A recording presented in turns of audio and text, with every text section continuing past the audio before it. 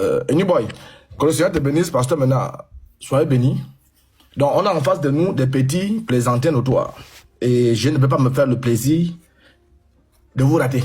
Parce que j'étais en train de dormir, on m'a envoyé un message qu'il y a des dossiers à gérer. En tant qu'imam de la grande mosquée, il faut venir gérer les dossiers. Et comme je vois que vous n'arrivez pas à répondre à ce que Anyboy a posé comme fondement, je reviens avec quelque chose ici. Alors, je commence déjà très fort. Moi, je vais dire, vous faites le babillage, c'est nous les vrais imams. Notez, hein, tout ce que je vais dire, c'est là, vous notez. Tout ce que tu racontes là, dit, a fait ceci, dit, a fait cela. On te demande de montrer un passant qui demande d'aimer le prochain. Il ne sort les histoires de salade, zagat. Tome 1. Chaque chose que je vais ouvrir ici. Vous allez nous expliquer ça, hein? Justine, on est d'accord? Très bien. Alors, je suis ici, l'Hadith 608. Le prophète de l'islam, en qui Ismaël croit, dit, quand la dent est lancée, le démon, le diable s'enfuit en pétant. Tu as entendu ça? Hein? Je prends un Nawawi. Au Paris, on est sérieux. Je prends un Nawawi. À la page, l'Hadith 1036, Abu Huraira a rapporté, l'envoyé d'Allah a dit, lorsqu'on fait l'appel à la prière, Satan tourne le dos et fait des paix, poum, poum, poum. Je veux que vous m'expliquiez ça. Satan lui bouffe quoi? Voilà les enseignements. Il faut nous expliquer ça. Il venait expliquer ça. Satan pète, il mange quoi? Il pète, poum, poum, poum, poum, poum. Vous ne voyez pas que vous êtes dans le faux?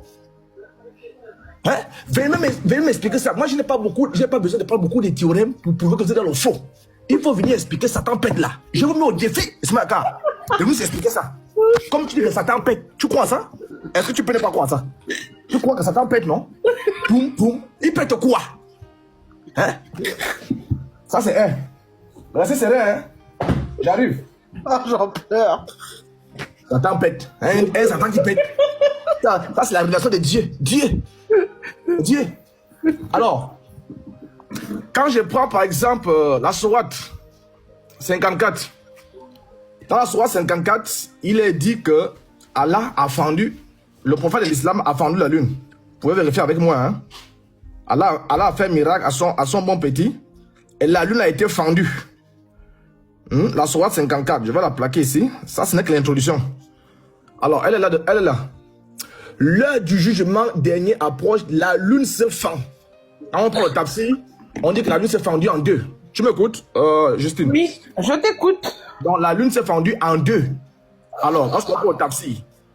Moi, je vais prendre ici la lune. Je veux que Justine fasse avec moi et regarde sur Internet la lune.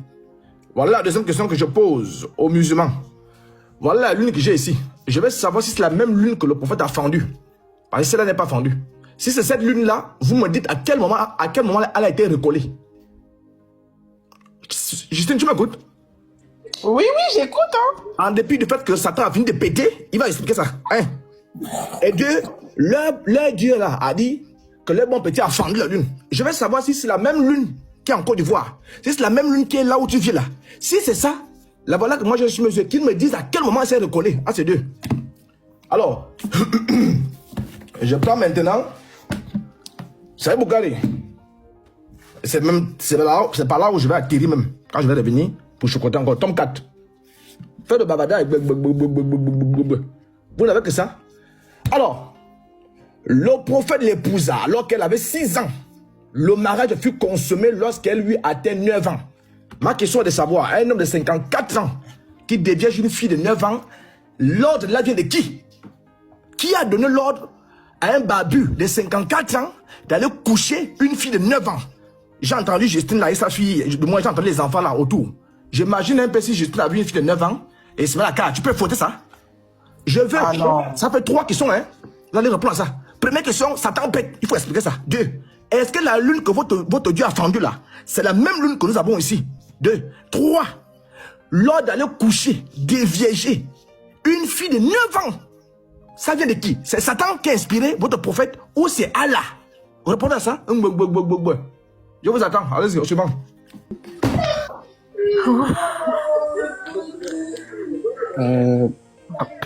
Salam à tous, j'espère que vous allez bien.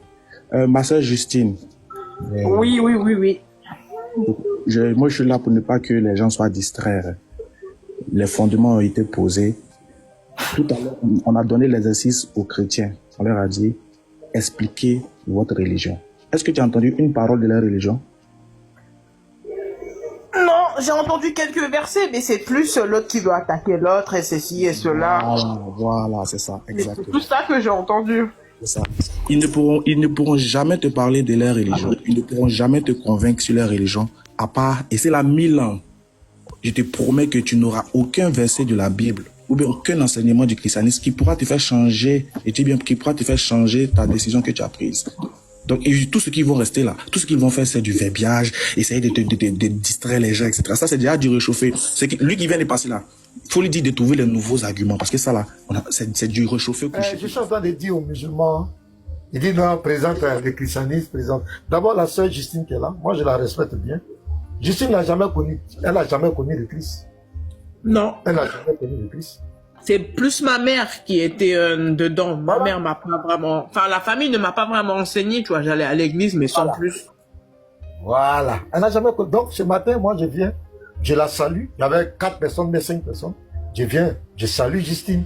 Et c'est comme ça qu'on a commencé à causer. Je lui ai même dit, si tu veux comprendre le christianisme, tu viendras me voir. On va, toi et moi, je vais t'enseigner ce que c'est que le christianisme. Parce que mon problème, je vois que tu n'as pas compris. C'est pourquoi ces gens t'ont béni. C'est comme ça on a commencé l'échange. Oui, après j'ai quitté le christianisme parce que bon, j'ai pas connu et j'ai pas trouvé réponse à mes questions. C'est pour ça que je suis parti aussi dans l'islam pour mieux comprendre et mieux avoir des réponses à mes questions. Il n'y a pas de souci. Donc c'est de bonnes guerres. Nous on ne va pas truc. Mais vous ne pouvez pas nous empêcher de quand même attirer l'attention à Justine si c'est un fait dans l'islam. Parce que vous êtes dans l'art de la manipulation. Vous cachez les vérités aux gens.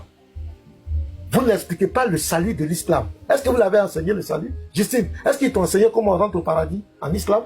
Est-ce qu'ils m'ont enseigné, déjà il y a les 5 piliers, hein, qu'il faut savoir. Est-ce que c'est réellement? Bon, je sais un petit peu. Ça ne suffit pas. C'est pas les 5 piliers. Est-ce qu'ils t'ont parlé du passage en enfer? Est-ce qu'ils t'ont enseigné ça? Est-ce qu'ils t'ont enseigné l'apaiser? Parce qu'il aura l'apaiser. Est-ce qu'ils t'ont enseigné de la pierre noire qui va ôter les péchés? Est-ce qu'ils t'ont enseigné qu'en islam, je te prends Muslim, le livre 37 hadith numéro 6665 et jusqu'au hadith 6668, que nous les chrétiens et les juifs, on va servir des rançons. C'est-à-dire que quand un musulman doit aller en enfer, c'est nous les chrétiens et les juifs qui allons prendre sa place en enfer. Est-ce qu'ils t'ont enseigné ça? Là où tu es rentré, c'est une religion qui a été suscitée pour combattre les juifs et les chrétiens. Il n'y a rien. Si tu crois que tu vas avoir le salut en islam, ma soeur, tu t'es cassé la tête. Je te dis ça clairement. Il n'y a pas un sur ce panel. Garizim, la montagne de la bénédiction.